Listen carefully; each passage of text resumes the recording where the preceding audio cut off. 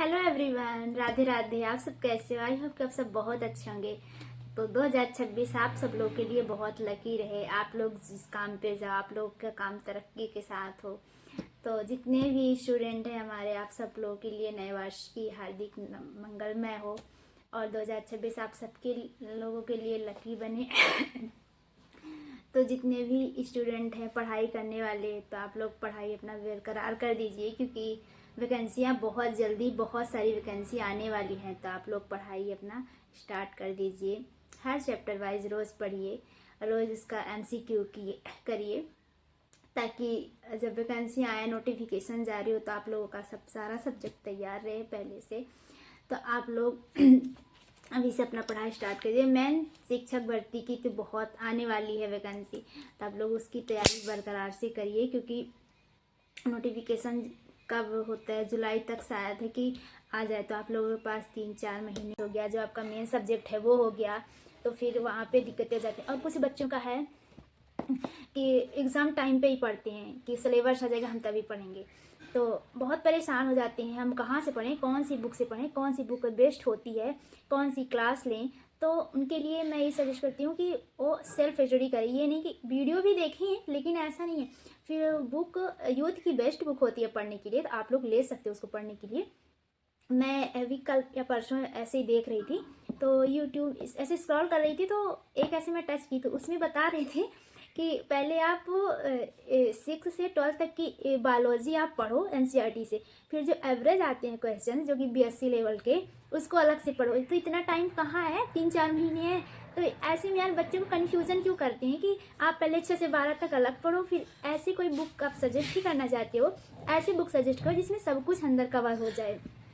तो ये 6 से 12 अलग पढ़ो, फिर एवरेज क्वेश्चंस के लिए अलग पढ़ो, BSc के लिए कि जो जैसे क्वेश्चंस आते हैं जिस लेवल के कैटेगरी के, तो वो उन बच्चों के लिए होता है जिनके पास 1 साल 2 साल का टाइम है पढ़ने के लिए। वो अच्छे से आराम से तैयारी कर सकते हैं। पहले 6 से 12 तक का अलग NCERT से आधारित पढ़ेंगे, फिर उसके बाद अलग। तो आप ये 3-4 महीने बच्चे हैं, तो आपको भी इतना टाइम नहीं है, तो उसने ऐसे सजेस्ट करा। तो मुझे लगा कि ऐसे बच्चे को कन्फ्यूजन क्यों करते हैं, एक ही बुक को आप सजेस्ट करो कि जिसके अंदर सब कुछ कवर हो जाए, आप पढ़ लो। तो मेरे हिसाब से यूथ की बुक बेस्ट है पढ़ने के लिए, साइंस, क्योंकि उसमें से बहुत अच्छे से एक्सप्लेन करके एक तो बताया रहता है, और उसमें 9th 10th से लेके एवरेज तक के क्वेश्चंस बनते दिखे हैं, मतलब अच्छे खासे क्वेश्चंस उसमें बनते हैं। तो मतलब आप कुछ मत पढ़ो, मैं तो ये सजेस्ट करूँगी आप वो दोनों बुक खरीद लो, एक साइंस की अलग और जूलॉजी की अलग, बॉटनी की अलग खरीद लो। वही बस पढ़ो, कुछ भी ना पढ़ो, कहीं से भी ना पढ़ो। वही बुक को एक तरफ से आप पूरा पढ़ डालो, फिर देखो आपका एग्ज़ाम कैसे नहीं निकलेगा, कैसे नहीं निकलेगा। फिर आप लोग बताइएगा कि कैसे क्वेश्चंस बन गए, क्योंकि सारा सब कुछ इसमें दिया है, कवर कर दिया है। तो आपको अलग से कहीं से पढ़ने की ज़रूरत नहीं है कि आप वो कोर्स लो, आप वो बुक खरीदो, थ्योरी की बुक अलग खरीदो, MCQ के लिए अलग खरीदो, ऐसा बिल्कुल नहीं। आप 2 बुक ले लो, जैसे ये हमारी है, यूथ की है ये बुक, ठीक।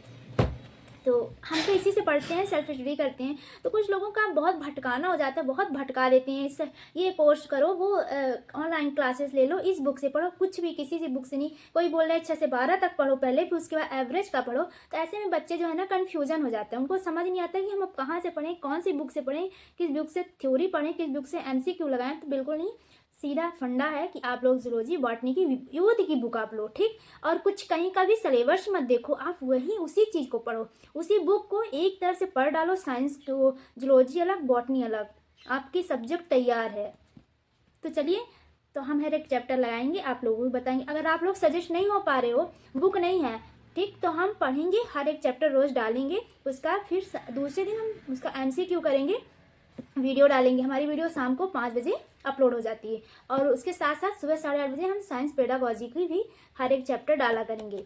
तो चलिए, अगर जिसको परेशानी हो रही है, जिसके पास बुक नहीं है, तो आप लोग हमें सब्सक्राइब जरूर कर लीजिएगा, ताकि हम जब भी डालें तो आप लोगों तक नोटिफिकेशन पहुंच सके। Thanks for watching my video.